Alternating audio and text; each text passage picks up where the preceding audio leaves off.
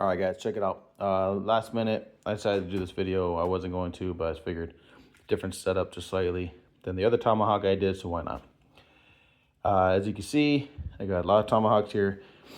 I already dry brined, so basically I patted down all the steaks, and then I put salt, like coarse salt, on there, so real thick flakes, not heavy, and then just sprinkle on there both sides.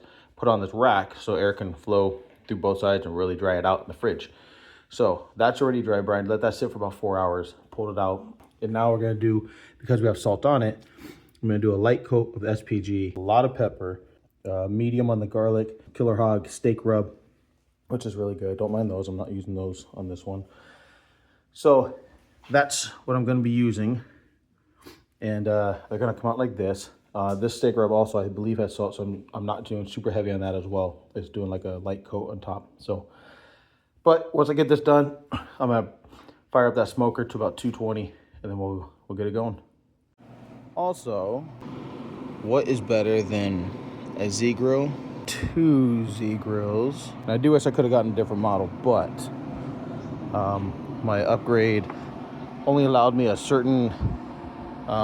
You can only get the value that you got, obviously, but the one I wanted for my upgrade was like the next bad boy up, which was like an $1,600 to $1,800 smoker, which was awesome. But this is the top line for the range I went for, which is the, hey, buy one get one free for every 5 years, but you could also get it early, which is what I did. So yeah, so it's real, guys. It ain't flaking on you. I was skeptical too at first. I was like, well, I don't know if it's real or not. And basically I said, you know what? Let me go for it. If anything, at least I got one smoker out of it. But look, now at least I got 2 smokers out of it. But I did get that one early. Also, what do you guys do to clean your grills? Apparently, don't use a little scrubber, because I think I scratched that one a little bit. So, and there is 2 different pellets in here, so this is also gonna be interesting. I believe that one's got hickory, mesquite, hickory, mesquite. Don't ask me why. I only had enough pellets per bag for each smoker, so, well, you could ask me why, because I just told you. Look how much room's in there, dude. Like, man, I could probably fit all those Tomahawks on here, but I want to use the base of these so they all get that hotter cook down here. That way I could, time them all the same. Otherwise, I would have had to put them up here, and I think these would have taken being there a little bit away from the fire a little bit longer. I could be wrong. Y'all can correct me. So that's why I wanted both on the bottom. And no, I didn't get this just so I could cook more Tomahawks. I got this because we love hosting. We love having people over. So we wanted to make sure we had more space to grill. So if we're going to have bigger events, or you can do like steak and chicken, or, yeah, so pretty cool. All right, anyways, I'm going to go back in and finish seasoning and get these things prepped or fired up, and want to get these ready. And we will be back to throw everything on. Check it out. So 230, a little bit higher, is just because I opened it and it's trying to bring it back up to temp. So it's going to try to, it's trying to push a whole bunch of stuff in there, pellets in there, to get heat back up, because we had to open to put the steaks in. This one here is sitting close to about the 220. So it's actually a good time to see how consistent these guys are, side by side. Same grill, same everything. Let's see what happens. So I got the probes in both of them. This one here fit nice, all 4. Probably could fit more if I, rotated them around and did all that stuff. And then the second rack's not even in, third rack's not even in. So I could have probably done everything here. Like I said, I want everything on the bottom rack though, so everything's gonna cook kind of the same. This one, I got the 3. So much room in these, man. So cool. Anyways, I got the racks just chilling here. I'm gonna put them up, so I didn't want them in there just so I had room. But yeah, here we go, dudes. So I was cooking these a little too fast, so I actually moved it from the bottom rack to the middle.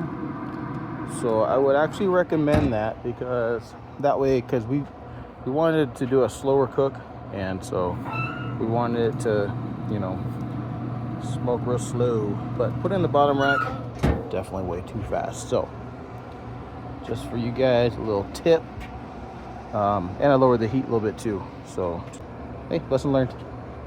All right, so I ran into a bit of a problem.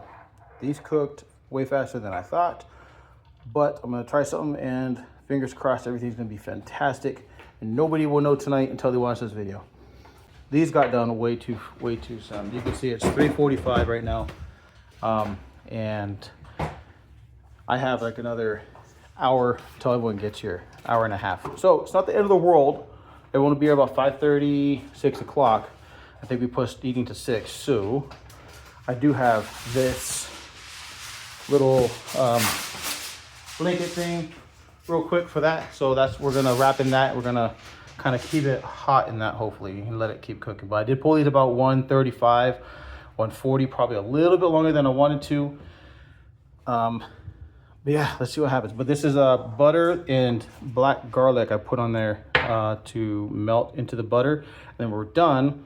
After these are done resting, go ahead and she'll put that on.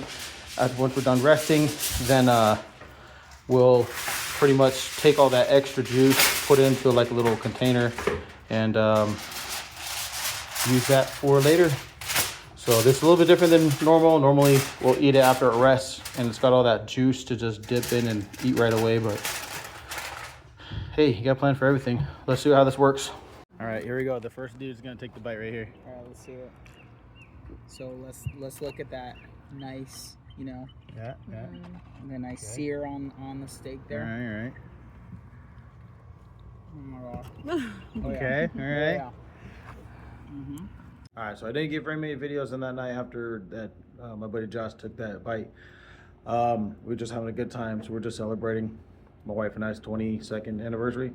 The steaks came out really good, even though I had to let them sit and rest in that little bag for about, I want to say maybe an hour and a half, 2 hours.